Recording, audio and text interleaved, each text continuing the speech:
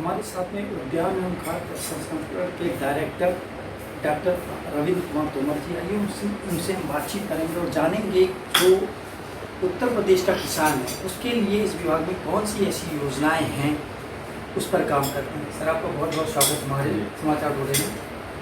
देखिए, जहाँ तक औद्यानिक फसलों की बात है, औद्यानिक फसलों के अंतर्गत वे सभी फसलें आती हैं, जैसे कि फल है, सब्जी है, फूल हैं, औषधीय फसलें हैं और इसके साथ साथ शहद है और मशरूम उत्पादन है।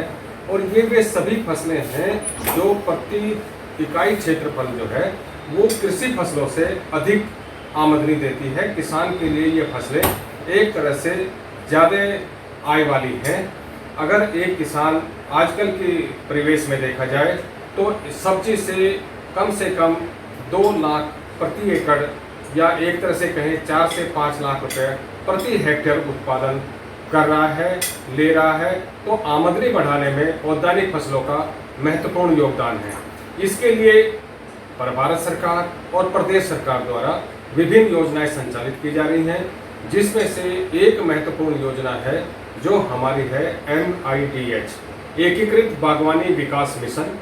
यह हमारे 45 जनपदों में संचालित है। इसी तरह से राष्ट्रीय कृषि विकास योजना के अंतर्गत सेम 30 जनपदों में स्कीम चलाई जा रही है।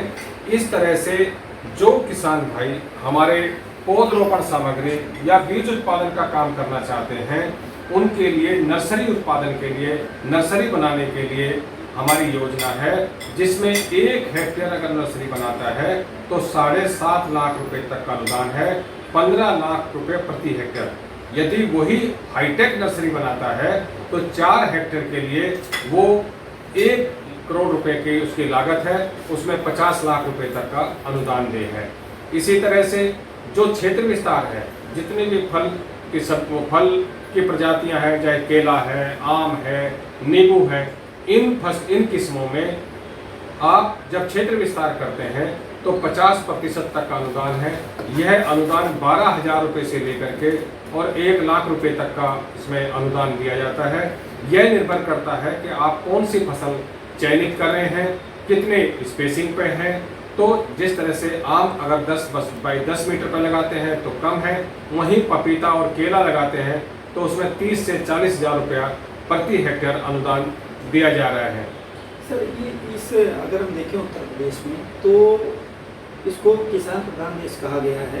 इसमें खेती किसानी ज़्यादा होती है, तो इसमें अक्सर किसान जो है वो 2-3 फसल ही करता है, चाहे वो चावल हो, गेहूँ हो, आलू हो। उसके बाद जो ये आपका जैसे अमरूद की बात करें, इसको कैसे बढ़ावा दिया जाए, किसान कैसे जागरूक हो कि ये सारे काम करें? देखिए, वो पहले समय था जब बाग लगाते वक्त ये देखा जाता था जिसके पास अधिक भूमि है वही बाग लगा सकता है।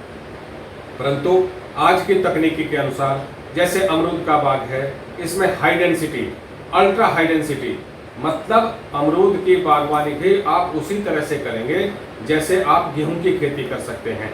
मतलब 2 गुना 1 मीटर, लाइन से लाइन 2 मीटर, पौधे से पौधा 1 मीटर, इस तरह से अगर आप खेती करते हैं तो 1 हेक्टेयर से भी आप कम से कम 2 से 2.5 लाख रुपए प्रति वर्ष कमा सकते हैं, क्योंकि ये तकनीक पर आधारित है।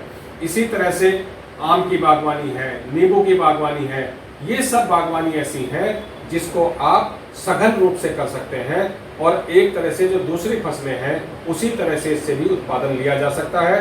तो वो समय नहीं है अब कि जिसके पास अधिक भूमि होगी वही फलदार पौधा की खेती कर सकता है। विशेष रूप से जो हमारे छोटे फल हैं जिससे हमें ज़्यादा आमदनी होती है, और हम 2-3 फल एक साथ लगा करके भी इसकी आमदनी ले सकते हैं। जैसे आम है, आम के साथ अमरूद भी लग सकता है, फिर उसके साथ आप जो है पपीता उसमें लगा सकते हैं और उसके बीच में भी सब्जी की खेती कर सकते हैं।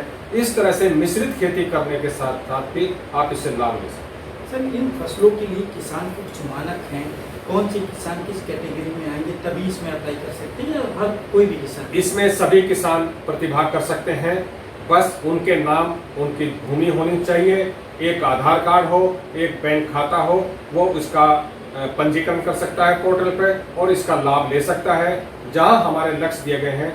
इसके साथ साथ जो छोटे किसान हैं, क्योंकि औद्यानिक फसलें जो हैं वो तकनीकी फसलें हैं मुख्य रूप से, तो इन फसलों में सिंचाई बहुत महत्वपूर्ण है।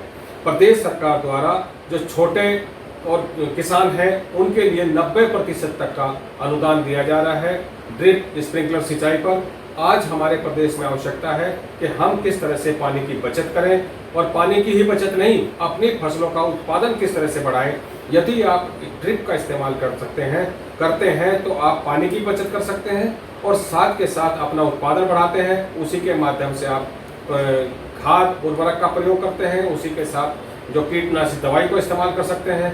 तो ड्रिप इरिगेशन और फर्टिगेशन दोनों का इस्तेमाल कर सकते हैं। इसीलिए प्रदेश सरकार में इजराइल के सहयोग से 2 सेंटर ऑफ एक्सलेंस हमने बनाए हैं, एक फल का बस्ती में और एक कन्नौज में जो है वो सब्जी के लिए है, और 2 और हमारे प्रस्तावित हैं जिसका जल्द ही हमारा निर्माण कार्य शुरू होना है, वो कौशाम्बी और चंदौली है। इसी तरह किसानों को हमने गुणवत्ता युक्त पौध उत्पादन हम कर रहे हैं जिससे किसानों को अच्छी गुणवत्ता के पौध मिले।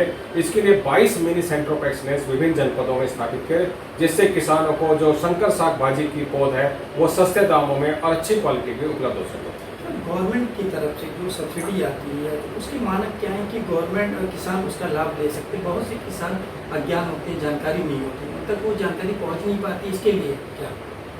देखिए, किसानों को जानकारी देने के लिए हमारे माननीय मंत्री जी द्वारा समय समय पर निर्देश दिए जा रहे हैं कि हमारा प्रत्येक सप्ताह में अधिकारी जो है अपने किसी भी एक न्याय पंचायत में जाकर के वहाँ किसानों को जागरूक करने के जो पंपलेट वितरित करता है और पूरी जानकारी उसको देता है। उसके माध्यम से हम लगातार प्रयास कर रहे हैं कि हर घर तक हम पहुँच सके।